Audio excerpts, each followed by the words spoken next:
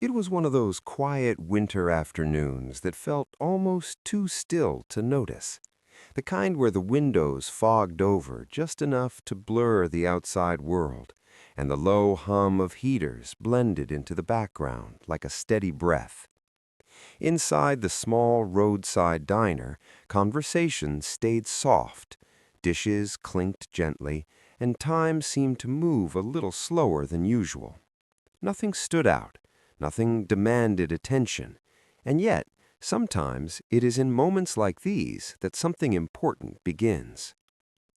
Emily Carter had been on her feet for hours, moving from table to table with the same practiced rhythm she had learned over the years.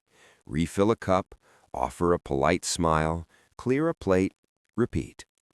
At 27, she carried herself with quiet resilience, the kind that came from handling more than most people ever saw.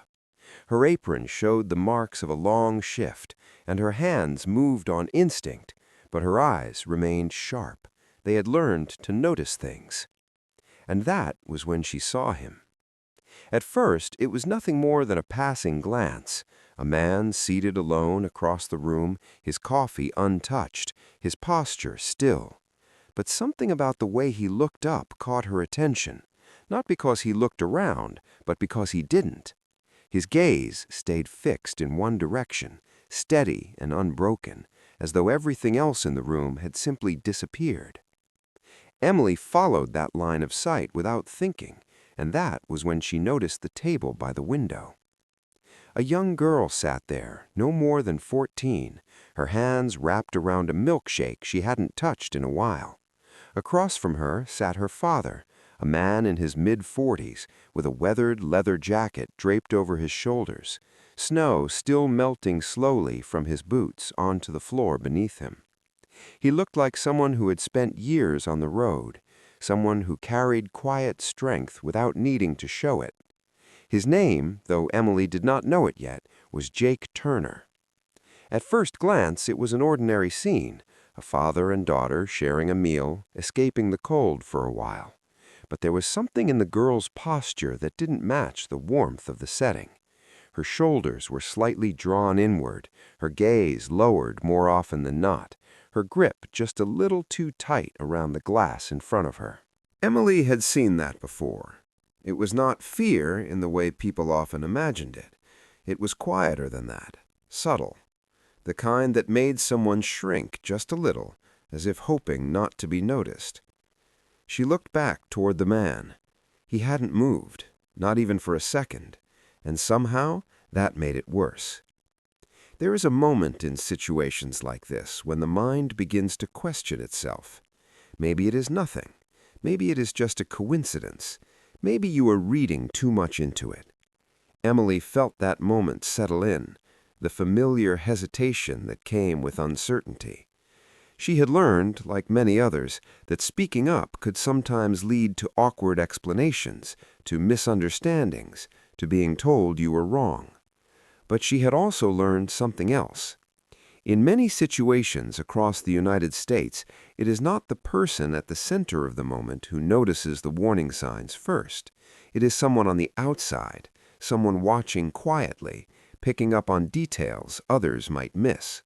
And more often than not, what happens next depends on whether that person chooses to act or to look away.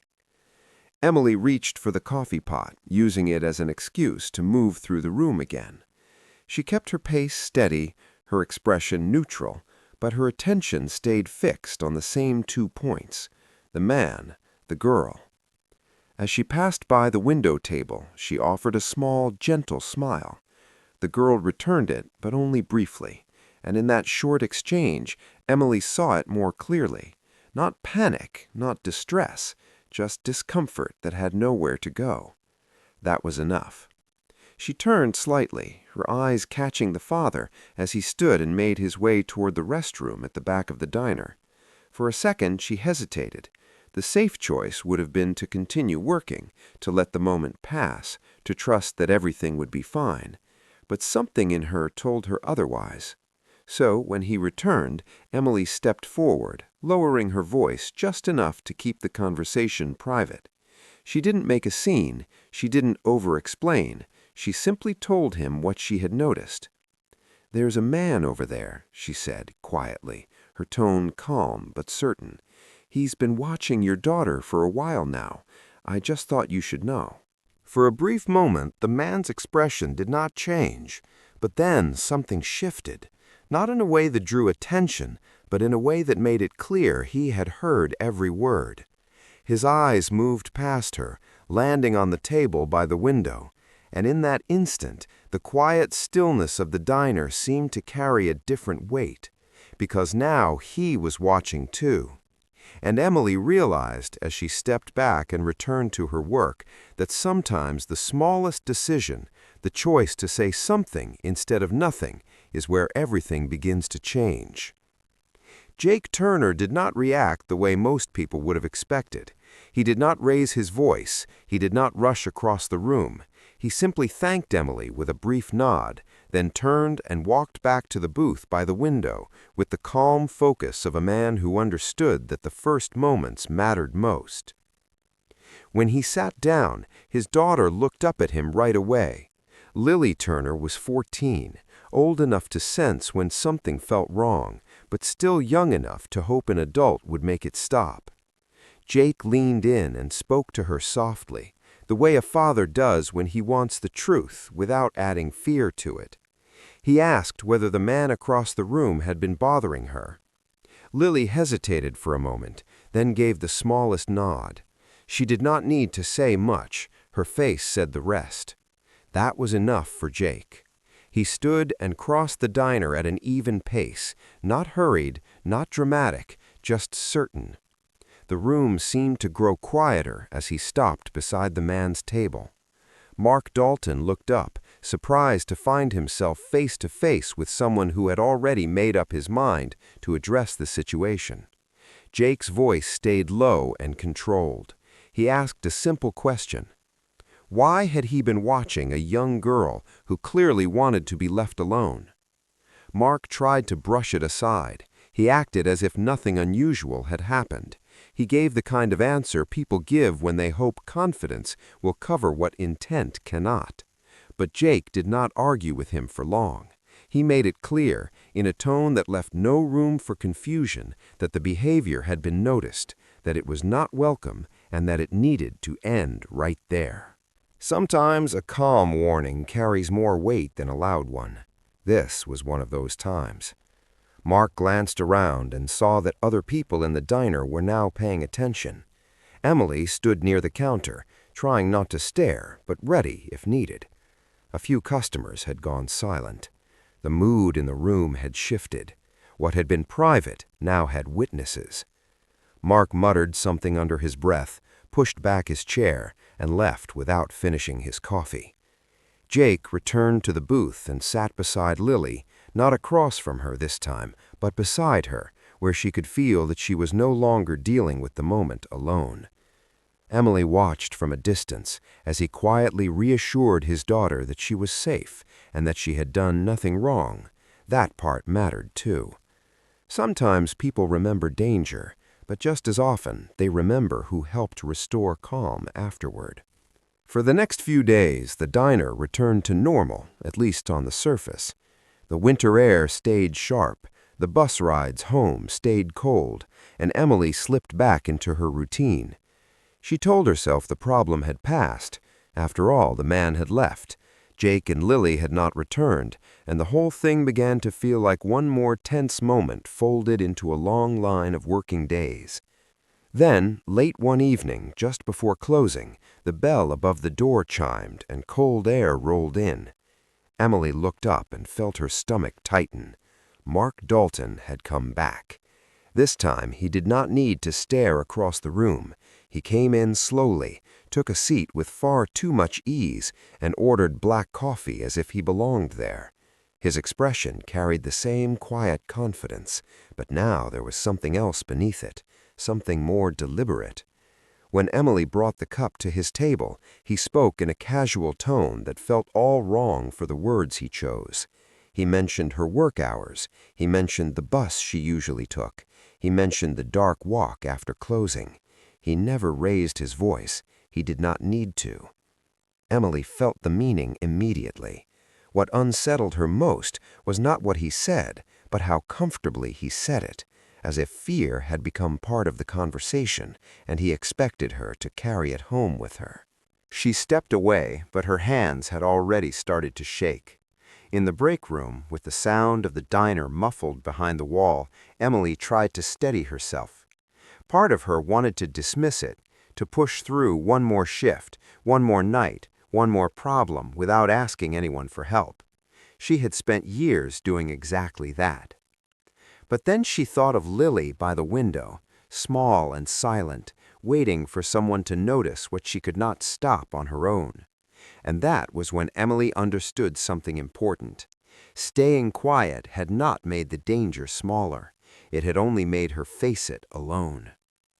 She opened the drawer, found the card Jake had given her, and stared at the number for a brief second before dialing. When he answered, his voice was steady, direct, and fully awake to the seriousness in her silence.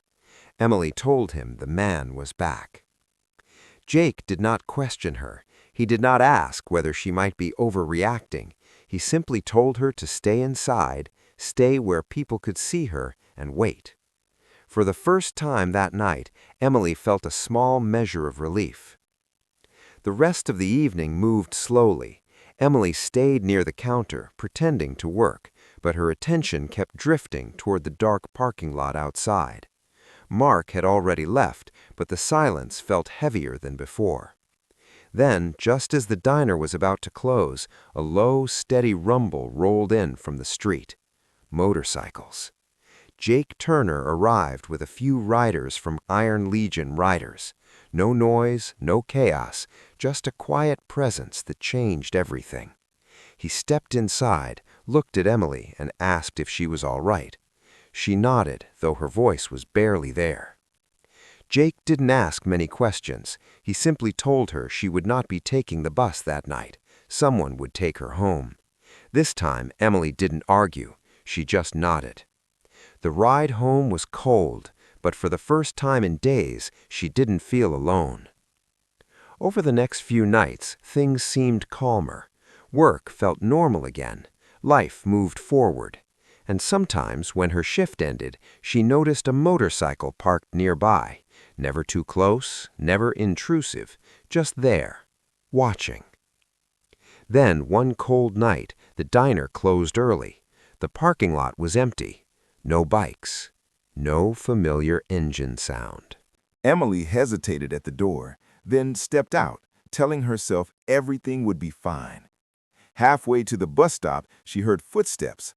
Mark stepped out from the shadows. His voice was calm, but something in it felt wrong. Emily tried to move away, but he closed the distance quickly, pushing the moment into something she could no longer ignore. And then, an engine roared. Jake appeared out of the darkness, moving fast, controlled, and certain. Within seconds, he stepped in and stopped the situation before it could go further. The confidence Mark carried disappeared just as quickly as it had come. But what mattered most came after. Jake didn't disappear. He didn't make a big show of anything either. He simply checked in, made sure she was doing all right, and then, one afternoon, he offered her something she hadn't expected. A job. Not a favor, not charity, a real opportunity. Emily hesitated. For years, she had handled everything on her own. Bills, long shifts, looking after her younger sister, Sarah. Accepting help had never been easy, because to her, it always felt like it came with a cost. Jake seemed to understand that without her saying a word. He told her she didn't owe him anything, that the moment she chose to speak up for his daughter, she had already proven who she was, responsible, aware, strong in ways that don't always get recognized. That stayed with her. That night, in their small apartment, Emily sat with Sarah and talked it through. For the first time, the conversation wasn't about how to get through the next week. It was about what life could look like if things actually improved. And slowly, Emily made a decision. She said yes. A few days later, she walked into the Iron Legion Riders Clubhouse, unsure of what to expect. What she found was not what people imagined when they heard the word biker. It was organized, quiet, focused, people who respected structure and showed up for one another. Jake showed her a small office and handed her a key. It was simple, but to Emily it meant something more, a start. Weeks passed, and she settled into the role. She handled schedules, paperwork, accounts, things she had always been capable of, but never had the chance to fully step into. With each passing day, her confidence grew, not because everything was easy, but because she could finally see progress. At home, Sarah began to change too. Less worry, more space to think about her own future. Months later, on a quiet winter morning, Emily stood in front of a mirror and barely recognized herself, not because she had become someone else, but because she was no longer just surviving. She was building something. That same week, Jake reviewed her work and handed her a new offer, a raise, stability, a future she could actually plan for. Emily didn't say much. She didn't need to. The way she held that paper said enough. Later, at a small gathering with the club, surrounded by people who had quietly become part of her life, Emily finally understood something she had been learning all along. Safety isn't just about the absence of danger. It's about the presence of people who stay. And sometimes the moment you choose to speak up doesn't just change one situation, it changes everything that comes after.